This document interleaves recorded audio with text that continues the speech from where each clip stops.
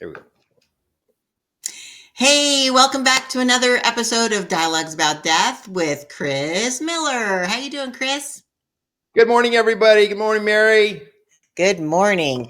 Well, today Doing is amazing. episode 8. I can't believe we're already at episode 8. It's been time flies when you're having fun. Absolutely. And we always say that Thomas Miller Mortuary puts the fun in funerals. So We try. that's right. That's right. That's So true. We try. So today we're talking about funeral customs. And so I'm Yes. going to be asking you, Chris, some specifics about some, but you might be aware of some that I'm not aware of. So if Sure. anyone is watching this right now and you are interested or think maybe somebody in your community is interested, we'd love for you to share it amongst your community. Or if you have any questions, you won't be coming on screen. So it's safe to ask questions in the comments. So make sure you do that. And Chris loves to Yeah. answer questions on the fly, right, Chris? Sure. Absolutely. I'm ready. That's awesome. Well, I think I just want to commend you, Chris. The show has really, people have been reaching out privately saying, wow, I thought this would be really weird, but it's actually really like comforting to know like I can ask questions and get real answers and it's nothing to be afraid of. It's just, Yeah. you know. So, what have you found? Have you heard any feedback about the show Same, so far? same thing with I'm involved in the community. I'm out and about all the time, going to events, and I've had people come up to me and say, "Wow, they made them not logged in live, but they've logged in and seen my show afterwards." And they're like, "Wow, that's been really interesting." And they're like, "I didn't know about that." So I'm hopefully just giving everybody little its and bits of information out there to hopefully put their mind at ease when it comes to funeral service and death. So I'm always, like I said, interested in questions. Put them in the chat, email me or text me directly, and then Mary and I will put them all together and we'll address them. If not currently, we will in the coming weeks. I love it. Also, good morning, Sissy. Thanks for coming on live. We Good love when we morning. have people on live. That's awesome. Good morning. Good morning. Okay, so again, today we're talking about different customs, and these are Yeah. customs in um, religious customs, Yes. different cultures, and also different countries. So let's start out with let's talk about some religious customs, shall we? Sure. So, Chris, if you could share, I'm going to go off screen so you can answer this question. Share some Sure. various different religious customs that you regularly serve in our community, because I know there's a Sure. variety of them. So maybe start Yeah. off with the one that you do more often, and then Sure. let's go to some more, some others, if I Absolutely. could speak. Sure. No problem. Yeah, we're I live here in Corona, California, which is in the Southern California area, and we're really fortunate that we're a real melting pot of culture and community here in our area, and especially over the last 5 or 10 years, we've had a diversity of religious customs and cultures move into our hometown, which we have had an honor and privilege of serving. Primarily through the years, Corona has been highly a Hispanic community, and we've served a lot of Catholic families. And so we've always had the Catholic traditions of having like rosaries in the evening, having a viewing or visitation, and then we go to their church and have a mass the following day, followed by burial. But as times have changed, cremation has come about. So we're still doing those same types of services for our Hispanic families, where we'll still do a wake or an evening rosary or vigil service, followed by a mass the next day. But instead of going to the cemetery, we might go to the crematory and have a cremation, where then the family will then bury their ashes later on. So that's kind of one part that we've served for years. Another part of religious customs that we serve here in our area are the Mormon or LDS faith, and they have a lot of traditions in their religious customs too, where when their families come in, they take care of a dressing. They have a ceremonial dressings that they do for their loved ones prior to their ceremonies. And so the men will come in and do a dressing for the men, the ladies will come in and do a dressing for the ladies in their temple garments. And then they would, at the time of the day of the service, we'll have a little viewing or visitation an hour prior to their ceremony, and that is called it's just a little viewing, and it's in their Relief Society room, which is a little side room off to their chapel. And so that's where the family and friends can gather and meet with the family, have some time for closure, and then we'll move their loved one into the chapel and then have a ceremony there. So those are two predominant types of religious customs and cultures that we serve here in the community. But what's been really unique lately over the last 5 years or so, since we put our own crematory in, we've been serving a lot of Buddhist and Hindu families. And they have a lot of cultural things that they believe in their religion for their loved one to move on to the next after death. And so when we do services for them, they have a lot of symbolic messages that they bring with foods and symbols that they bring in, and they'll set those types of services up in our chapel. And their services will run maybe a couple hours prior to the finality of it, where we then will take their loved one, and then we'll have a little procession across our parking lot to our crematory. Then they will have a cremation ceremony at our crematory to have the finality of that service for them. But prior to that, they have in their culture they give homage to food, clothing, money, and those types of things when it comes to the Buddhist and Hindu services. And it's very interesting, and it's been a learning experience for me and our staff too, as we get these new religious cultures and customs coming into our community, and we learn from them and they learn from us, and some of them also starting to, you can say, Americanize a little bit. So they still bring a lot of their traditions from their countries here to America, but then they're having to make modifications on how they do things here in America also. So they're starting to do a little hybrid of their own religious customs, and it's been really fascinating. It's a great learning experience, and I find it quite fascinating, really. That's awesome. It is very interesting. I've been to your chapel when after one of those ceremonies, and they have beautiful dragon fruit and so colorful, and the beautiful flowers, and it's just such an honor to see their, you helping them satisfy their customs Yeah. to for the religion, because it's I think that's very respectful of you and your team. It is. There's some funeral homes that aren't set up for that kind of thing. We're fortunate that our chapel's large enough that we can serve a large group of people. Our staff is very accommodating to their needs, and we're very respectful of these religious customs because, you know, they brought them from their country, but here we're bringing them here. And those people should have that opportunity to celebrate their loved one in their culture that they have, and we're very respectful in opening up our funeral home to make it their home for the day while they're having their time of celebration and remembrance. That's awesome. That's awesome. And I Yeah. know that you also, as you mentioned, since you have the crematory on site, what is the we're going to move over to cultures, and I'll ask you this Okay. question and I'll go off again. But you mentioned to me once that there's some cultures that they have a very special ritual um, in regards to the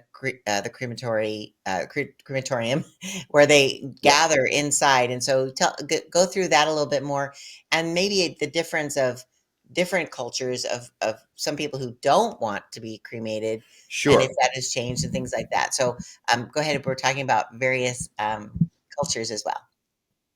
Sure.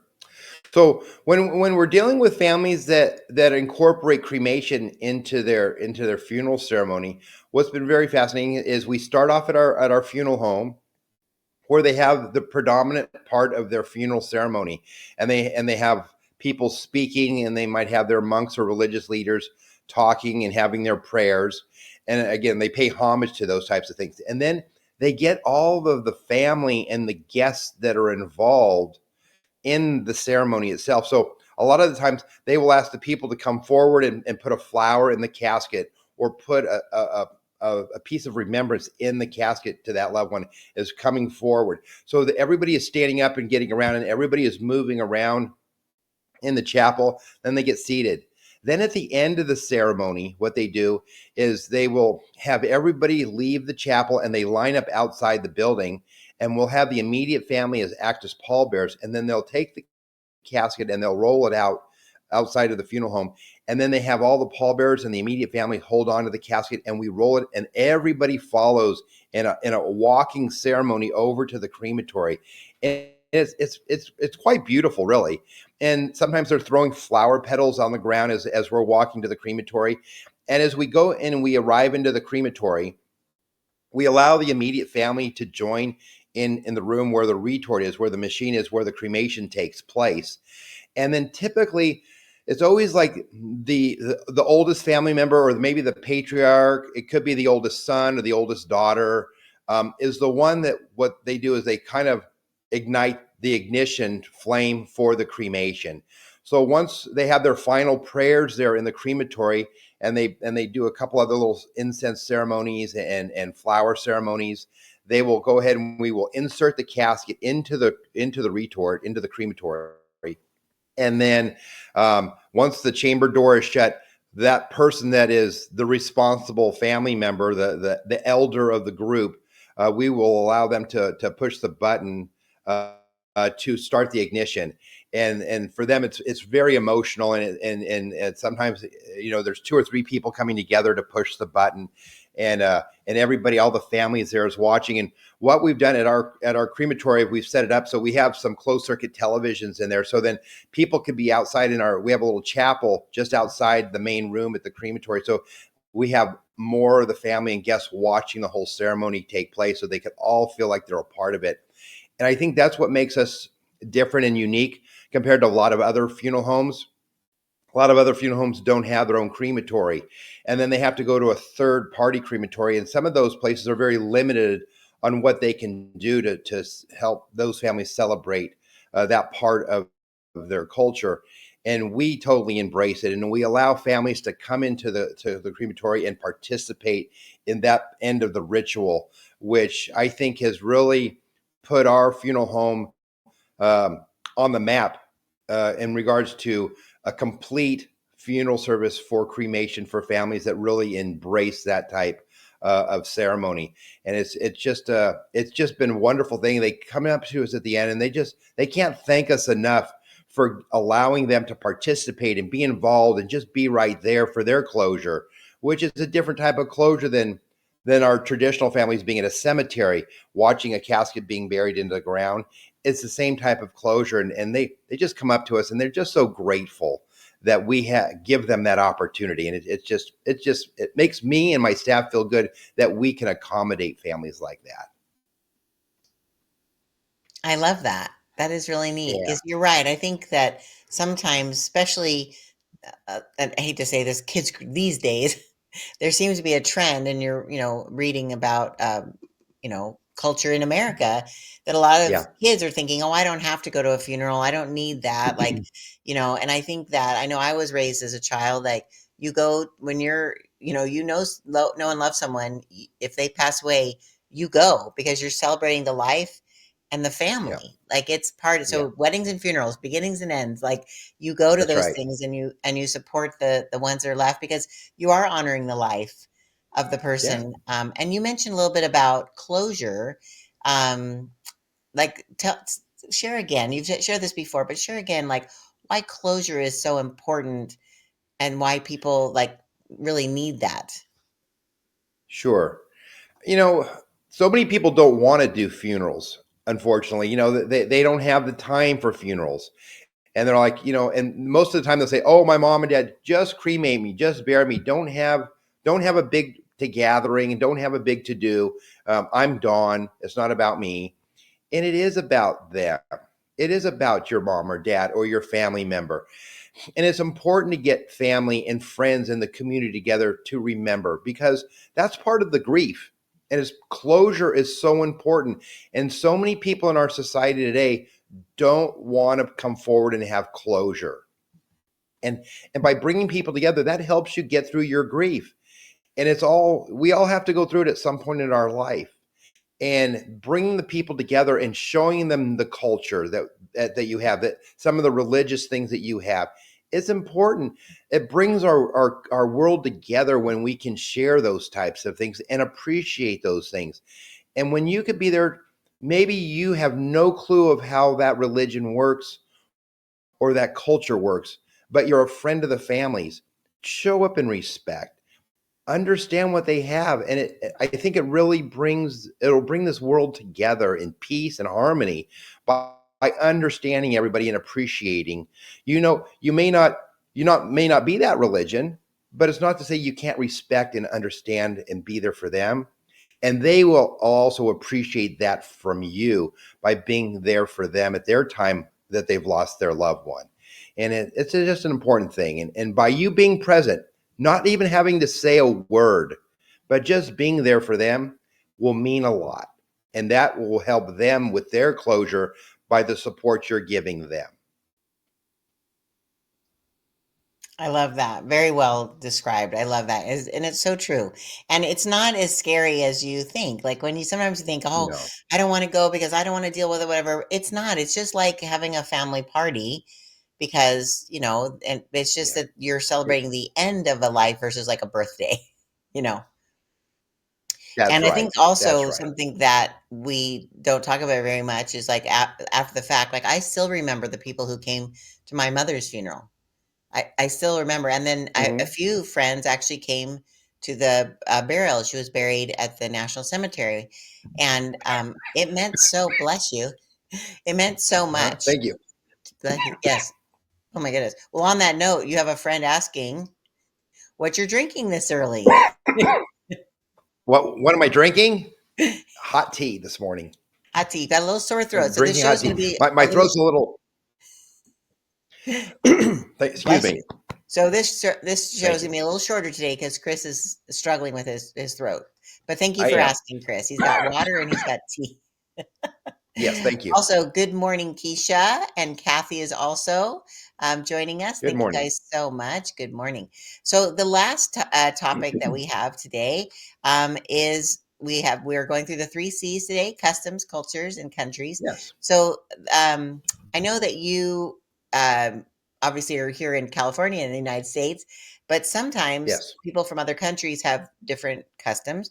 But also, you Yes. were telling me about, and so maybe you can explain this. If someone passes away in a different country, what you guys do, like how do you make it easy for families to get their loved one back here and vice versa? If someone is Sure. passed away here, how you help get them to other countries. So I think that would be really cool to talk about kind of those three subjects regarding countries. Sure. Sure. So when someone passes away, if someone here is visiting our country, and we deal literally on a monthly basis, we're shipping people back to Mexico or we're shipping them back to the Philippines. We have a high population of families that have their family living here, or they could have been visiting on vacation and they've passed away here in the Southern California area. So what we need to do is when the family comes in, we'll assist them in getting their loved one back to their hometown of the country that they lived in. And so the process does take a while. Some people don't understand that it could take 10 to 14 working days, sometimes a little longer, because we need to get all the documentation done here locally, get it all approved from our local agencies, the county and the state. Then when it comes to Mexico, we have to translate all those documents into Spanish.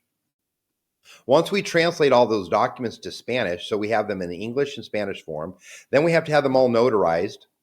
Once we get them all notarized, then we have to take them to the consulate. And the consulate has to accept that. And we have to have the person's passport, all of our legal documents for the after death. There's documents for embalming, there's documents for contagious disease, and we have to get all those documents in order. Once we present those to the consulate of that country, and we have them all here in between Los Angeles and Riverside County, we have consulates for every country. We take them there. We have to present them those documents, and then they have to review them. And so sometimes we have to leave them there and we have to go back the next day. Sometimes my staff might have to sit there 3 or 4 hours while they're waiting to get those things done. Once we get all those documents approved, then we can book a flight. And then what we'll do is we also then need to be in contact with a funeral home on the other end. So then we have to call internationally and talk to a funeral home either in Mexico or the Philippines or the Middle East or wherever we're going to let them know and give them all the flight information. And then we'll send them via email or fax. We will send them all of those documents so they have a copy of it on that end. Then we have to make all the documents in triplicate because we have to keep a copy. There has to be a copy for the airlines and a copy to be given to them originally once they arrive there at that end of the country. So there's quite of a process through that. And so we let the families know up front. Sometimes they'll want to have services and ceremonies here, which they can do. within that week or two while we're getting all this done. And then once we get all the flight information documentation ready, then we can go ahead and proceed and get the body prepared, which we would normally prepare if they were having a service here. But then every state or country has also their own shipping restrictions and guidelines. So it might have to be a certain type of a casket, a certain size casket. And so we have to make sure that they'll accept what we have here in the United States because we have certain regulations, but then other countries have regulations and we have to abide by their regulations because the body is being shipped into their country. So we have to do certain things to make sure that they will receive and accept that person on that end. And so there's a lot of rules and stuff. And we have a little special booklet. We call it the Red Book that we have that we can go through. We also have to sometimes talk to the consulate of that country and see if they have any special requirements from us. But once everything is put together and in order, it usually goes quite smoothly. We've never had an issue where a body gets to the wrong country or to the wrong place. It always works out well because there's that communication between us and the funeral home and the family, because there's typically has to be some family on the other end too to accept that also. So it's something that you can say we specialize in because we do it quite often. So a lot of families entrust us in getting their loved one shipped across the country or around the world, which it's come somewhat intriguing and kind of a cool thing because you're working with those other countries and cultures to find out exactly what we need to do to make sure we get their loved ones safely for them to be buried or cremated back in their own home country. That's so fascinating. But bottom line, Yeah. you handle all those details. The family who is in grief mode and is overwhelmed, Yes. they don't have to do a thing. They just call Nope. you and you do everything. You're full concierge for We're them. full service. We are full service. So we will have to sit and talk to the family about getting some information, Sure, and some sure. of their documents, their passport or visas and stuff. But we make all the phone calls. We do all the coordination. We do all the running around. And there is a little bit of an extra fee for that because it's a Sure. lot more time consuming and takes time to do all that. Of But course. we take care of all that for the family. Yeah. Yeah, that's fantastic. And then you were mentioning Yeah. just like burying someone in a coffin, but you can also do the same thing for if they want to be cremated here and just the urn sent, I'm assuming. That is correct. We can do the same thing with the urn. And if we do just the urn, then we have to do the same type of letters for burial. And then we have to do them for the crematory too, saying it's only the ashes that are in the urn. So Right? then and we're not putting paraphernalia inside the urn that we're shipping because it all has That to be happens? sealed. Well, I don't know. I mean, we put You ashes don't. in. Yeah, yeah, That but it sounds like can happen. that sounds like a movie on Netflix or something. Well, there's movies all the time that do those crazy things, but Yeah. no, we have to put it. And sometimes it can't be a metal urn; might have to be a wooden urn or a plastic urn, so we have to find out what that country will accept because sometimes we can't ship. We're restricted on the type of things we can ship. Okay, interesting. Well, Yeah. that's great. So you work with all the different things. In fact, Kathy chimed in about closure, and you're right. Celebrating a life is so important, and it makes you feel good. It makes the people who've known your friends feel good, your loved ones. So, yes, we actually have a lot Yes. of comments coming in that aren't coming up on the screen. So, just wanting you Okay. to know that Sherilyn McKinney said this is important and relevant information that we're disseminating. So, I'm so glad this is resonating with you, Sherilyn. Good. And Thanks. Kathy also said the airlines may also cause a delay due to their schedule. So Yes. that's something that you guys would coordinate as well. That is correct because every airlines, typically there's typically a human remains on almost every airline flight. But they Really? can only allow one up to maybe two caskets down below where the cargo is because they need to keep the plane balanced. So it's one of those things where there's weight restrictions and size restrictions based upon the flight. And that's why sometimes we can't get a certain flight because they're already booked with other people, or there's too much cargo going on there because they can only put a certain amount of weight in cargo on every flight. Oh my gosh. That's Yeah. wild. I had no Yeah. idea. So Yep. pretty much every flight you have to deal with that?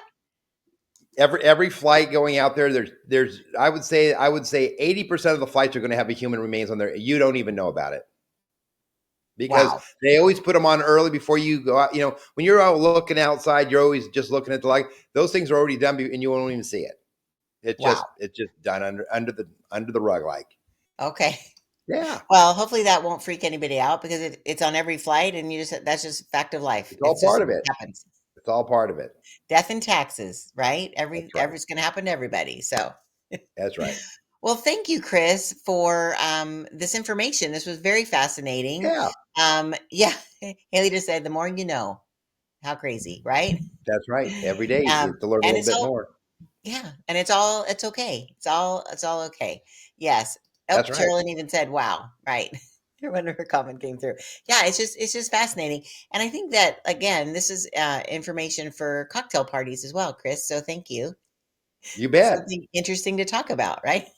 I've had a lot of friends lately talking to me personally saying, "Yeah, people have seen your show and they've started talking about more interesting subjects at when they're around, just having a good time." I'm like, "Well, that's good. It's Yeah. better to talk about this stuff now and know where you're at and get the answers." And I've had some friends call me up and say, "Chris, is this really true?" Somebody was telling me that. I'm like, "No, that's not true. Oh, let's talk about that, and we'll end the show with this. So you had Okay. said that so at some parties, someone was sharing a story that they heard, which is complete false. And so, would you address that? So, someone attended a funeral and saw the So coffin half shut, which you usually cover the legs. What was yeah, the typically. comment?